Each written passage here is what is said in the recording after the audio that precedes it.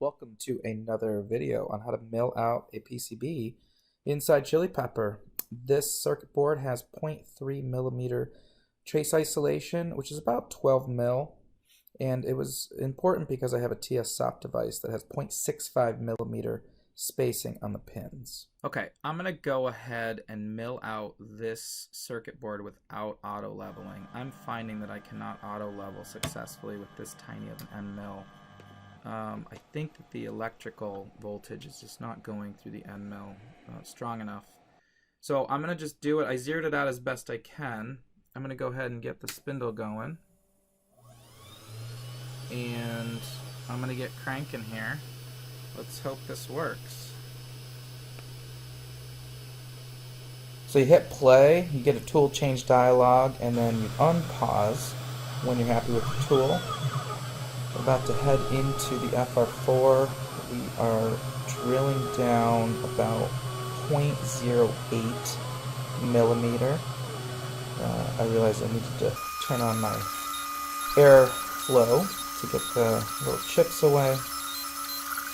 And the trace isolation paths start out looking really great.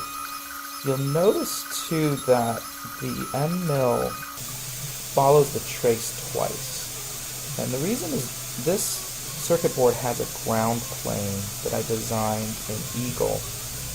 And when you have a ground plane, you end up with the trace getting milled out and then the negative trace getting milled out of the ground plane. So you end up going over it twice. That can sometimes put double work on your milling, but in this case I really like the clean paths. Now right here is the most detailed portion. You'll notice that those traces don't quite match up. That's correct because I have 3 pins on my 2.6 voltage regulator, and so if I lost the copper between these two areas right here, then I would be in bad shape. But as it turns out, it came out great. I'm going to be able to solder 3 pins right there. Alright, so we're going to speed the video back up here and notice that it's milling out the ground connections, milling the dimensions of the board, and then it's marking the drill holes. And here is the final board sort of zoomed out so you can see how small it is. Let's zoom back in. I'm trying something new. I'm trying to actually put text labels onto each pin by milling out the letters. Now, it did not work well. The resolution is just way too small, and you can kind of tell that that says EN for enable or GMD for ground. Okay, in this section, ChiliPeppr does a tool change pause, so I swap in my 1 millimeter drill bit. That's actually 1 millimeter end mill to drill out these holes, and you can see it's drilling them beautifully. Get my air turned down here a little bit to blow out those holes, and that's for connecting your pin headers. Okay, and then I need to drill a hole here and here, but I'm going to do it with the bit breaker, and then I'm going to drill the dimensions with the same bit breaker. So this is just my third tool change. So we're at a tool change M6 pause in ChiliPeppr, so I need to go unpause the job now that I've swapped in my new tool. So I click the unpause and the machine starts running again.